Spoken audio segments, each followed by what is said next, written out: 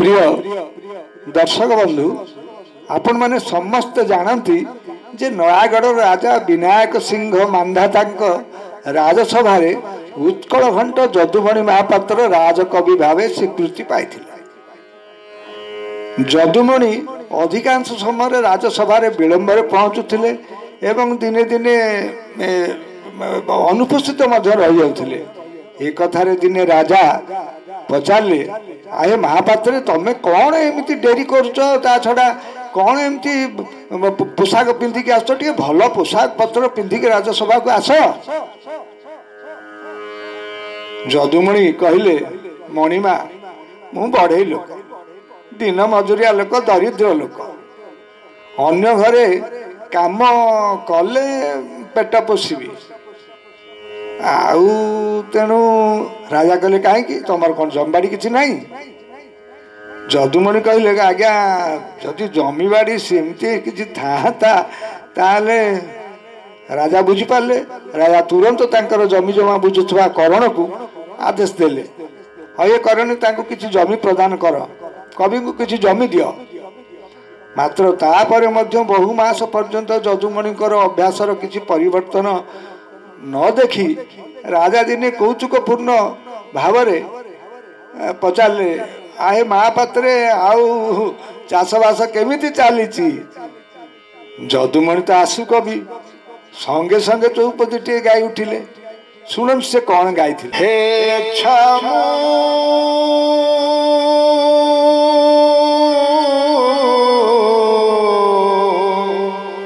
हे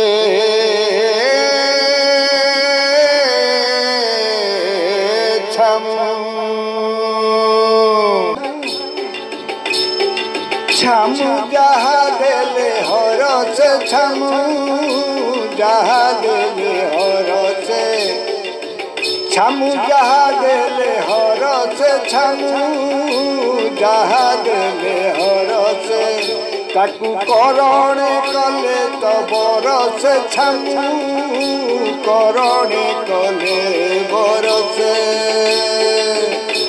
आउ बाछी बाछी बाछी से तो बाछी बाछी करी देले पड़िया देले पड़िया देले पड़िया सेठी श्रावण मासरे भांगे नड़िया भांगे नड़िया भांगे नड़िया आउ ये मंत भूमि से मंत भूमि से मंत भूमि से ये मंत भूमि चाकुंडा बुड़िले चाकुंडा बुड़िले सेठी उठई नहीं चाकुंडा बुड़िले।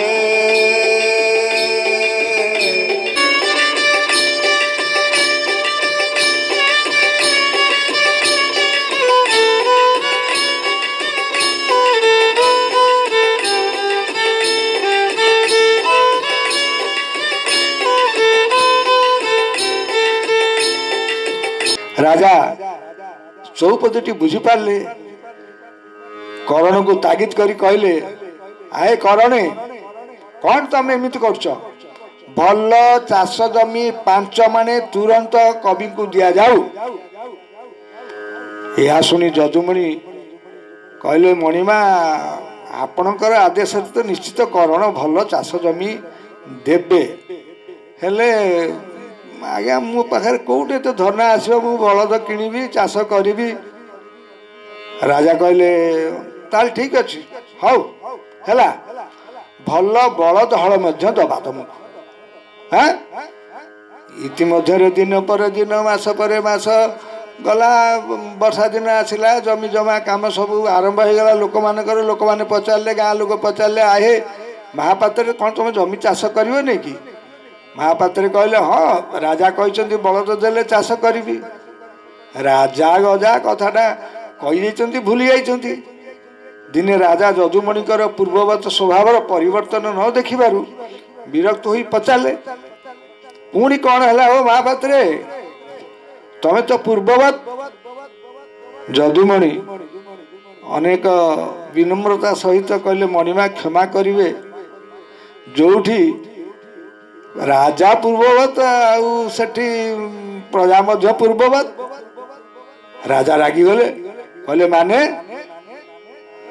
जदुमणि तो हास्य व्यंग आशु ये समस्त गुण रे परिपूर्ण सांगे सांगे गोटे चौपदी गाई उठुथिले से चौपदी कौन शुणु। दबा दबा बोली बोले बरसिला जल से दबा दबा दबा बोले बरसिला जल बिलमाण केते चषंती देइथिले बड़दम बिलमाण केते चषंती देइथिले बड़द देवे देवे वो राजा देवे देवे वो छमु देवे देवे देवे बोली जहाँ जगत रे कहिली देव देवंकर बाहन से तो देव देवंकर बाहन पछपटु पाइली। राजा गीतटी शुणी टिके मन उणा कले सीना किंतु कवि की बहुत प्रशंसा कले एवं कवि को तुरंत हले बलद देवाई आदेश देले।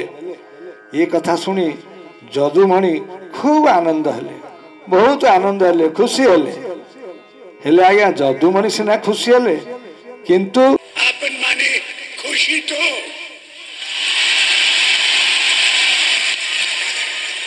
भी बहुत